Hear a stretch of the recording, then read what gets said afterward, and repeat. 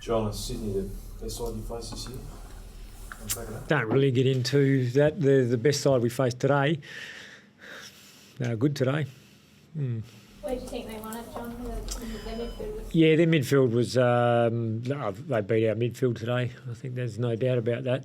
Not to say that we were pretty happy with the effort our boys put up, but again, just a little bit undermanned in that regard, especially with Rosa pulling out late and Shuey going down, obviously.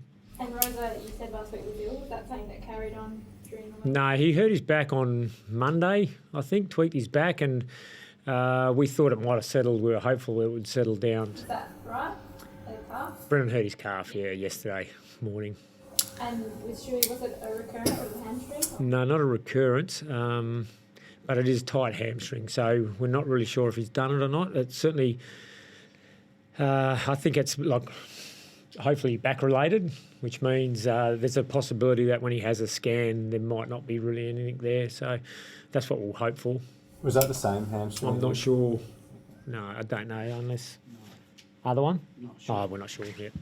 In terms of the hit-outs today and also the clearances, you guys were so dominant in the hit-outs but lost the clearances quite easily. Can you put your finger on why that occurred?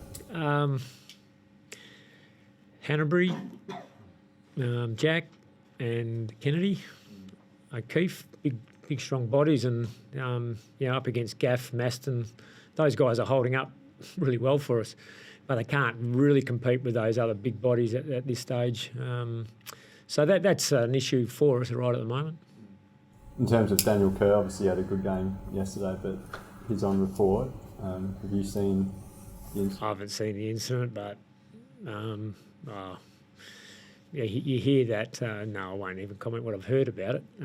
It sounds okay, but that's not my call to make. We'll wait and see when the process goes through. How crucial is it to get a player of his calibre back in the midfield for those efforts?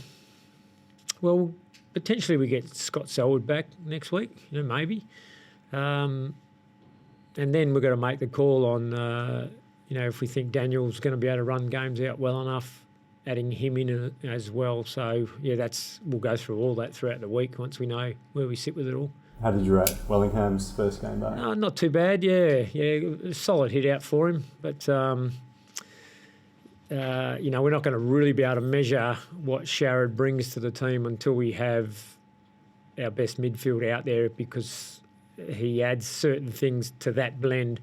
We're not going to have that midfield. We might have it next week if Shuey comes up all right, but it was a good hit out for him.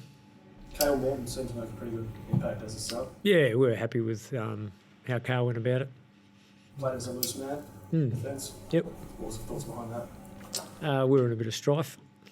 Yeah, so we thought we would try and stop Sydney scoring a little bit and see if we could manufacture some scores going forward. So it probably arrested that second quarter dominance they had, but not to the level that we needed. The game was pretty even in the second half, I think, in terms of scoreline. Did you think you were half a chance when you got within 22 a couple of times in the last quarter? I didn't really think about it, but I was surprised when I looked up and looked at the score, and I didn't know what the margin was, but it might have been 10 goals to 14. Would that sound about right at one point? So, I don't sit back and think, are we half a chance, because we're more thinking about the process in place. Did you feel like you were closer than you should have been? Didn't think about that either, no, just concentrating on what we were doing. We had issues with Hanbury and their midfield, and we're trying to work through how to do that. We're trying to get Morton going, playing that role, and the players understanding what we were doing. So, the result leaves you 2 games adrift of 8th spot now. What would be your message to fans in terms of finals chances and whatnot? Not sure about finals chances. We'll play out the season and see where we end up. So we'll give it a red hot go. We're certainly been taking it up to the opposition without really being good enough to beat them. I think it shows that with the side that we're putting out there at the moment, we're not quite as good as Hawthorn, not quite as good as Essendon, not quite as good as Fremantle, and today not quite as good as Sydney. So, the challenge is there for us to improve and get more games into Cripps and he'll keep improving. Whether Morton gets more opportunities with some players coming back, but we need to get Wellingham up and going and keep working through a lot of that. Adam Carter, he was solid again today, so we'll keep working through that. But our aim is to fight the season out, and while we're doing that, see what we can learn about the group to make sure that we're back up and playing at our best next year. Is the gap between your football and the best teams in the competition, is it a simple case of injuries at the moment? Hard to say. Yeah, it's hard to pick that. Just back on Daniel Kerr, was the reason for him playing in Waffle, was that to see if he had the run in his legs, as he said? Yeah, really, his performances the previous couple of games he'd played for us, he was struggling to play the footy we need him to play. So while he does his good stoppage work, other players are having to pick up the slack around the ground. So Daniel needs to be up and being able to run and play offensive and defensive footy as well as just be good at stoppages. So that's what we have to measure going into next week's game. Is one hit out enough for him to say that he can run at AFL level like he needs to be able to run?